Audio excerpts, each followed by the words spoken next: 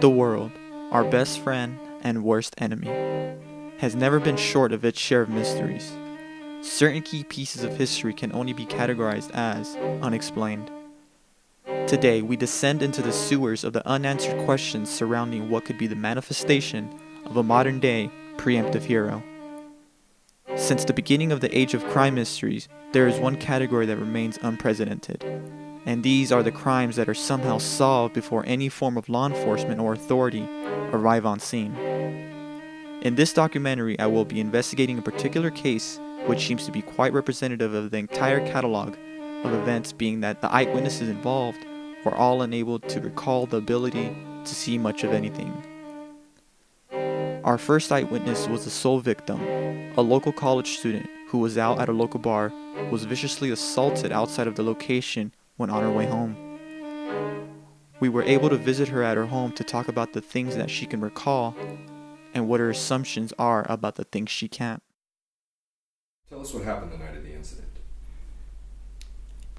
It was amazing. I can't even really explain it all in detail. I was a little under the influence. Probably shouldn't have been driving, to be honest with you, but I didn't have to.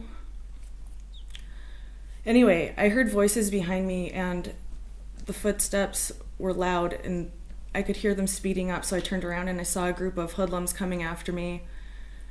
I was wearing heels. It was raining and I started to run, but they caught up pretty quick and I don't even know what happened next. It was dark. They were on top of me and next thing you know, they were being pulled off one by one. I was safe and I don't know, I don't know how to explain it. It was like a guardian angel.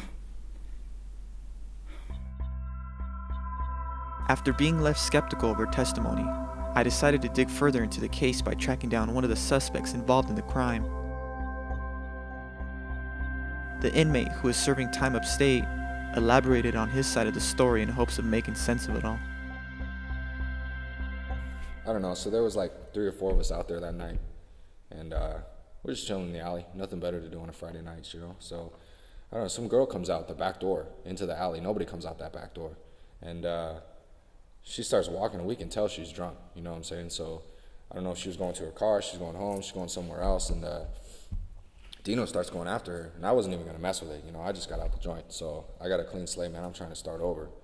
And Dino starts going after her, so I start going after Dino, and then she starts running away from him, and he starts running after her, and then I got to run after him, and then all of a sudden, before you know it, they're both on the ground. He's on top of her.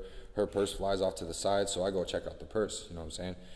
And then all of a sudden, it just went black, like pitch black. And the next thing I remember is waking up. The cops are there, and I'm tied up. And I don't know, man. I try to remember everything I can, but the only thing I can remember is a red mask. I don't know. Trying to piece the puzzle together seemed to be heading in a dead end, so I decided to make one final attempt by visiting the arresting officer who was on the scene that night. For legal purposes, he did not want his identity to be exposed. So I was the first officer on the scene, and I had to park my car around the corner because the alley was just too narrow. As I proceeded down the alley, what I can remember is it was real dark, very dark. I couldn't even see my hand in front of my face. So I pulled out my flashlight, and I've never seen anything like it before. All the suspects were on the ground, unconscious and wrapped up, like they had been tied by somebody. Like I said, I've never seen anything like that before. Some things in this world just cannot be explained. Things ultimately work out for better or for worse. During the filming of this documentary, I really try to uncover the missing link in this case. It is not often that the perpetrator ends up being the hero. Upon vanishing completely, this person or group leaves behind a crime scene where the victim is freed, unharmed, and unafraid, and the criminal is reprimanded, tied up, or brutally attacked. However, it is done in utter darkness with ninja-like speed, which leads me to ponder the idea if there is something appealing about their appearance that would frighten the victims, as if they were mutated. Was there anything else? Anything at all? There actually is something else. Something I didn't tell the police.